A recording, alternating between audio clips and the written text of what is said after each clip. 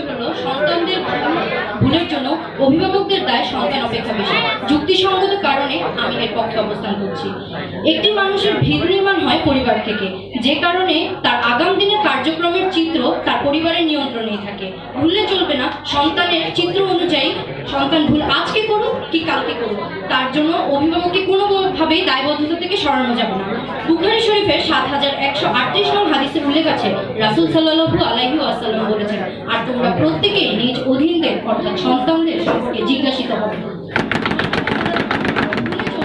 পরিবার আমার প্রথম স্কুল এবং বাবা মা আমার প্রথম শিক্ষক। মাননীয় সভাপতি, আমার বিপক্ষ দলের বক্তারা তাদের ৫ মিনিটের বক্তব্য জুড়ে এই পুরো সভায় ধোঁয়াশা করে গেছেন। না হয় এখন সেটার খোলাসা আমরা এখানে।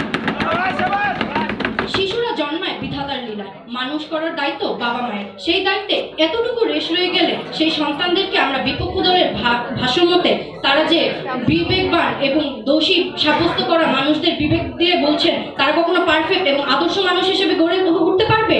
কখনোই পারবে না। তারা যদি সন্তানের কৃতকার্যের জন্য কোনোভাবে অভিভাবকদের দায় চোখে না দেখতে পারে এবং ভাবে যে সন্তান মাতৃগর্ভে থেকে অথবা ভূমিষ্ঠ হওয়ার পর থেকেই বিবেকবান হবে, বিবেচনা করবে, তাহলে তাদের এই যুক্তি আমি বলবো তারা মিরাক্কেলের হাসির মঞ্চকেও আজ হার মানাবে।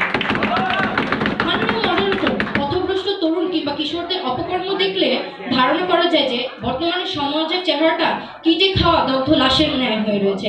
এত অপকর্ম হচ্ছে যে আমরা জাহিলি যুগকেও পার করে দিচ্ছি। কিন্তু আমার বিপক্ষ দলের বক্তাদের সেই বিবেক সম্পন্ন মানুষদের এতটুকু পরিমাণ অনুশোচনা হয় না যে হলো আমরা কি করছি। এর কারণ কি হতে পারে? এর কারণ অবশ্যই